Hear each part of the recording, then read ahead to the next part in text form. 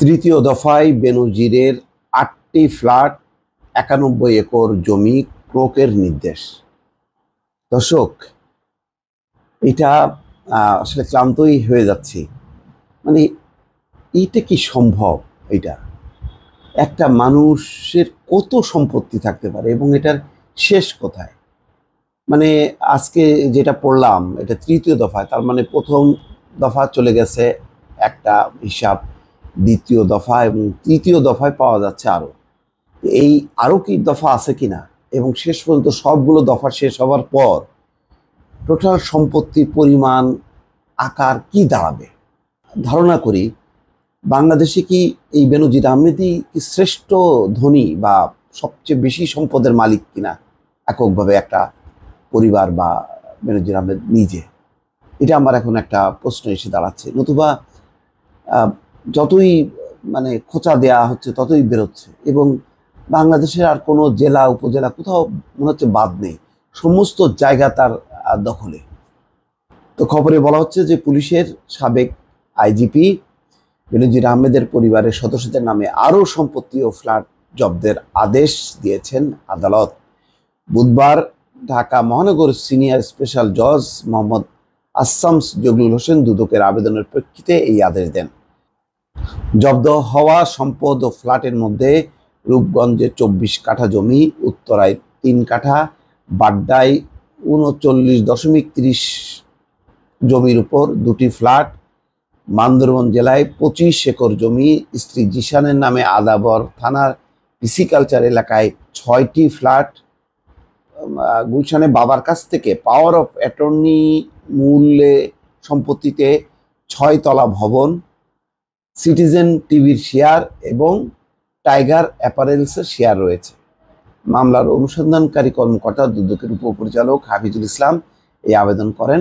আবেদনে বলা হয়, বিভিন্ন গণমাধ্যমে প্রকাশিত সংবাদ অনুযায়ী পুলিশের সাবেক আইজিপি বেনজির আহমেদের বিরুদ্ধে ক্ষমতার অপব্যবহার, বিভিন্ন অনিয়ম ও দুর্নীতির মাধ্যমে নিজ নামে, স্ত্রী জিশান মির্জা ও কন্যাদের নামে দেশে বিদেশে শত শত কোটি টাকা জ্ঞাত আয় বহির্ভূত সম্পদ অর্জনের অভিযোগ রয়েছে। অনুসন্ধানকালে বিশ্বস্ত সূত্রে জানা গেছে, অভিযোগ সংশ্লিষ্ট ব্যক্তিরা তাদের মালিকানাধীন ও তাদের স্বার্থ সংশ্লিষ্ট প্রতিষ্ঠানের নামীয় স্থাবর অস্থাবর সম্পত্তি হস্তান্তরের চেষ্টা করছেন, যা করতে পারলে মামলার অনুসন্ধানের ধারাবাহিকতায় মামলা দায়ের, চার্জশিট দাখিল, আদালত কর্তৃক বিচার শেষে সাজার অংশ হিসেবে অপরাধলব্ধ আয় থেকে অর্জিত সম্পত্তি সরকারের অনুকূলে বাজেয়াপ্তকরণ সহ সকল উদ্দেশ্যই ব্যাহত হবে।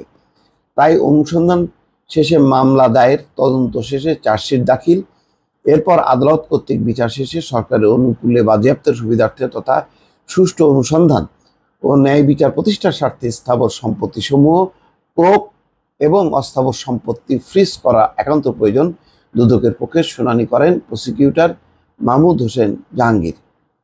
চিন্তা করেন, এর আগে ২৩ এবং ২৬শে মে ২ দফায় কিন্তু করা হয়েছে, তখন ৬২১ বিঘা জমি জব্দের আদেশ দেওয়া হয়। এর মধ্যে সবচেয়ে বেশি জমির মালিক বেনজিরের স্ত্রী জিশান মির্জা। জিশান মির্জা এত বড় ধনী এক মহিলা, এটা তো আগে কখনো প্রকাশিত হয় না। তো তিনি এফবিসিসিআই বা অনেক ব্যবসায়ী সংগঠন ছিল, সেসব সংগঠনের মানে অন্তর্ভুক্ত হননি কেন? মানে কিভাবে এত সম্পত্তি, এত বড় ব্যবসা, এত বড় খ্যাতি, এটা তো একটা মানে প্রতিষ্ঠিত, যেমন আনিসুল হকের স্ত্রী, সবাই জানে যিনি, তিনি একজন প্রতিষ্ঠিত উদ্যোক্তা, মহিলা উদ্যোক্তা, তাকে নিয়ে তো কোনো বিতর্ক নেই। তো স্ত্রী জিশান মির্জা তো হতে পারতেন, কিন্তু আসলে এই স্ত্রী বা কন্যা এনারা তো সবই অন্ধকারে ছিলেন। আসলে তো সবই এই সম্পত্তির মালিক বেনজির আহমেদ নিজে, এটাই এখন বোঝা যাচ্ছে। তো এর আগে দলিল মূল্য ১৬ কোটি টাকার তার যে সম্পত্তি ছিল জিশান মির্জা, যে এছাড়া বেনজির আহমেদের পরিবারের সদস্যদের নামে গুলশানে যে ৪টি ফ্ল্যাট জব্দের আদেশ দেন আদালত, তার মধ্যে ৩টি তার স্ত্রীর নামে ও একটি ছোট মেয়ের নামে। মানে আসলে এগুলি রূপকথার গল্পের মতন মনে হচ্ছে। এদের দুর্নীতি সমস্ত কল্প কাহিনীকে মানে ছাড়িয়ে যাচ্ছে আর কি।